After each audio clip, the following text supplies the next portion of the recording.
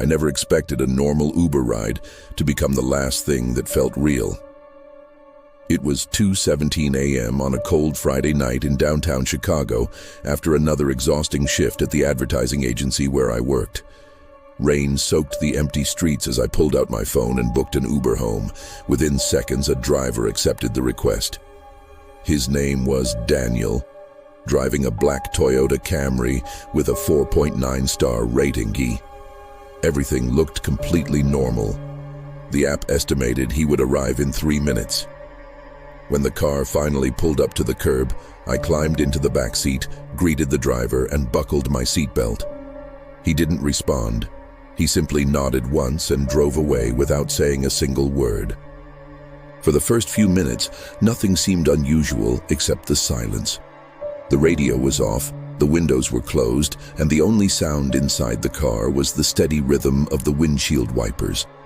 I tried making small talk, asking if he'd been busy that night, but he never answered. His eyes remained fixed on the road ahead. Then I noticed something that made me uneasy. Every time I looked toward the rearview mirror, it reflected the empty back seat instead of my face. I shifted closer, thinking it was just the angle, but no matter where I sat, my reflection never appeared. The driver, however, was perfectly visible in the mirror, staring straight ahead with an expression so empty it barely looked human. About 15 minutes into the ride, my phone vibrated. The Uber app suddenly displayed a message saying, "Finding a faster route." The map changed, taking us away from the highway and into narrow streets lined with abandoned warehouses and dark factories. I frowned and asked why we had left the main road. Again, the driver said nothing. My phone lost its signal completely. Every building outside looked abandoned, and there wasn't another car anywhere in sight. As lightning flashed across the sky, I glanced at the driver's profile photo on the app. Something about it felt wrong. The man in the picture was smiling warmly, but the person behind the wheel hadn't shown a single emotion since I entered the car. Then another lightning strike illuminated the windshield, and for the briefest second, I realized the driver's face in the reflection looked much older than the man sitting in front of me. Nearly 40 minutes after the ride began, the car finally stopped outside my apartment building. The app showed that the trip had ended, but my phone never displayed the usual payment notification. Relieved, I grabbed my backpack and reached for the door handle. Before I stepped out, the driver spoke for the very first time. His voice was calm, almost emotionless. "Whatever happens tomorrow night," he said, still staring at the road, "don't answer your phone at exactly 11:43 p.m. A chill ran down my spine. Before I could ask what he meant, the doors automatically unlocked. I stepped onto the sidewalk and turned around to look at the car one last time. It was gone. There was no sound of an engine, no taillights disappearing down the street, just an empty road glistening in the rain. When I looked at my phone, the Uber app still showed one message on the screen. "Driver is arriving." I barely slept that night. The driver's warning echoed through my mind over and over again. By morning, I had convinced myself he was just another strange night shift driver trying to scare a passenger. I went to work as usual, laughed with my co-workers, and almost forgot about the entire ride. But every time I unlocked my phone, I noticed something odd. The Uber app still hadn't charged me for the trip. When I opened the app to check the receipt, the ride wasn't there. My trip history showed my previous ride from 2 weeks earlier, but nothing from last night. It was as if the 40-minute journey had never happened. I contacted Uber support through the app, but after entering the date and time, the system responded with a message that made my stomach tighten. No trip matching this information could be found. The rest of the day felt strangely quiet. Around 10:30 that night, I returned to my apartment and tried to distract myself by watching television. Every few minutes, I glanced at the clock without realizing it. By 11:40 p.m., the driver's warning was impossible to ignore. I placed my phone face down on the coffee table and told myself I wasn't going to let a creepy stranger control my life. 3 minutes later, at exactly 11:43 p.m., my phone rang. The caller ID displayed only one word: unknown. My heart pounded so hard I could hear it in my ears. I stared at the screen while it continued ringing. After nearly 30 seconds, curiosity defeated fear. I answered. For several long seconds, there was nothing except the sound of heavy static.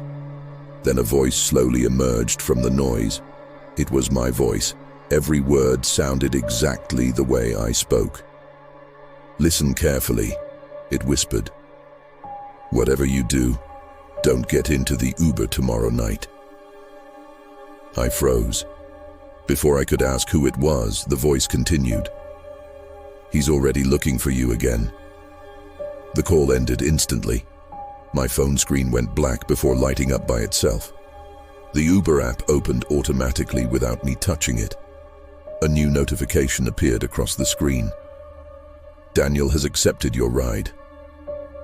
I hadn't requested one. Panicking, I closed the app, but it reopened again and again, showing a tiny black car moving toward my apartment on the live map. The estimated arrival time counted down. Or minutes? 3 minutes? 2 minutes? I rushed to the window and looked down at the empty street below. There wasn't a single vehicle outside. Then my phone vibrated one final time. "Your driver has arrived." At that exact moment, headlights slowly illuminated my living room through the curtains. I pulled them aside just enough to look outside. Parked directly beneath my apartment window was the same black Toyota Camry. The engine was off. The headlights were on.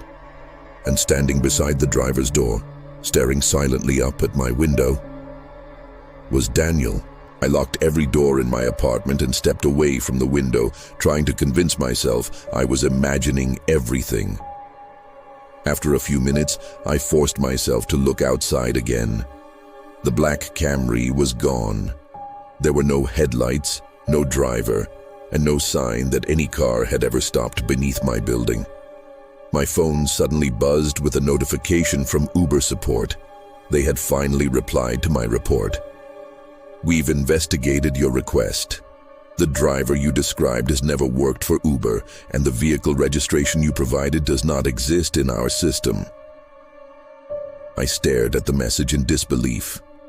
I immediately sent them a screenshot of Daniel's profile that I had taken before getting into the car. Within seconds, another reply appeared. "The image you uploaded contains no driver profile." I opened the screenshot myself. The entire screen was black except for my own terrified reflection. Unable to let it go, I searched the internet using the driver's name and the description of the black Toyota Camry. Hundreds of results appeared, but one old newspaper article caught my attention.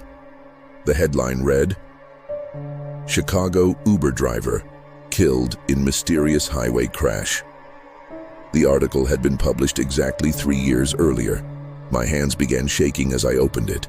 There was Daniel's photograph, the same warm smile from the Uber app, the same face I had seen behind the wheel. According to the report, he had been driving a passenger home late at night when his Camry suddenly crossed the center line and crashed into a bridge barrier. Rescue workers found Daniel dead at the scene. The strangest part was that the passenger had never been identified because the passenger seat was completely empty. I zoomed in on the accident photo and my blood ran cold. The license plate matched the one from the car that had picked me up. Before I could process what I had discovered, my apartment doorbell rang. One slow chime, then another. I checked the peephole, expecting to see someone standing outside, but the hallway was completely empty. Carefully, I opened the door. Sitting neatly on the welcome mat was an old smartphone covered in rainwater. There was no note, no package, nothing else. The phone suddenly turned on by itself. Its lock screen wallpaper showed a photograph of me sleeping in my bed the previous night. I had been alone. No one could have taken that picture. My fingers trembled as I unlocked the phone. Instead of apps, the screen displayed a single video labeled "Last Passenger." I pressed play. Grainy dashcam footage filled the screen. The timestamp showed the exact date and time of my Uber ride. Daniel was driving through the rain exactly as I remembered, but when the camera switched to the inside view of the car, I stopped breathing. The back seat was completely empty. There was no sign of me, yet Daniel kept talking as if someone were sitting behind him. "We're almost there," he said quietly. A few seconds later, he looked into the rearview mirror and smiled. "Don't worry," he whispered. "He'll take your place soon." The video suddenly glitched, and the timestamp changed from 3 years ago to tomorrow's date. Then, frame by frame, a passenger slowly appeared in the back seat.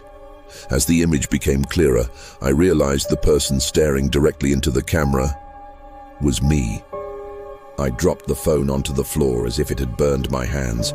There was no way the video could exist. The ride had happened only 2 nights earlier, yet the dashcam footage was timestamped 3 years in the past. Even worse, it showed me sitting in tomorrow's ride before tomorrow had even arrived. I wanted to destroy the phone, but it suddenly rang. The screen displayed only one word: Daniel. Against every instinct telling me not to answer, I picked up. His calm voice filled the room. "You know the truth now. Tomorrow night at 2:17, you'll request another ride, and this time, you won't come home." The call ended before I could speak. Seconds later, my Uber app opened by itself and displayed a scheduled trip for the following night. I hadn't booked it, and there was no option to cancel. The next evening, I refused to leave my apartment. I unplugged my phone, turned off the Wi-Fi, and locked every window and door. At exactly 2:17 a.m., every light in the apartment went out. My phone powered on by itself despite having no battery left. A notification appeared across the screen. "Your driver has arrived." Before I could react, I heard 3 slow knocks on my front door. I looked through the peephole. Daniel stood in the hallway wearing the same dark jacket, his face pale and expressionless. He slowly raised his phone toward the door. My own phone vibrated, and without me touching it, the smart lock clicked open. The door slowly swung inward. Daniel smiled for the first time. "You missed your ride yesterday," he whispered. "Tonight, you don't have a choice." I ran through the back exit of the building and sprinted into the rain without looking back. The streets were completely empty except for the black Toyota Camry waiting beneath a flickering streetlight. No matter which direction I ran, the car was always waiting at the next intersection. My phone kept updating my location as if it were guiding someone straight to me. Finally, exhausted, I reached the old bridge where Daniel had supposedly died 3 years earlier. The Camry was already parked there with its driver's door open. Suddenly, the abandoned smartphone in my pocket began playing the dashcam footage again. This time the recording continued past the point where it had stopped before. I watched in horror as tomorrow's version of me climbed into the back seat. Daniel looked into the mirror and quietly said, "One of us has to finish the trip." Seconds later, a blinding flash of headlights filled the screen. The car crashed through the bridge barrier and disappeared into the river below. Police divers searched the river the next morning after witnesses reported hearing a crash during the storm. They found no black Toyota Camry. They found no driver. They found no body. The only thing recovered from the water was my phone, even though I clearly remembered dropping it on the bridge before running away. The officers returned it to me after confirming it still worked perfectly. When I turned it on, Uber immediately sent me a notification. "Thank you for riding with Daniel. Your trip has been completed successfully." My trip history now showed a ride that lasted 3 years, ending at 2:17 a.m. That very morning, I looked up at my reflection in the phone's black screen. But it wasn't mine. Daniel smiled back at me from inside the display, tipped his head politely, and said one final sentence before the screen went completely dark. "I'll see you on your next ride."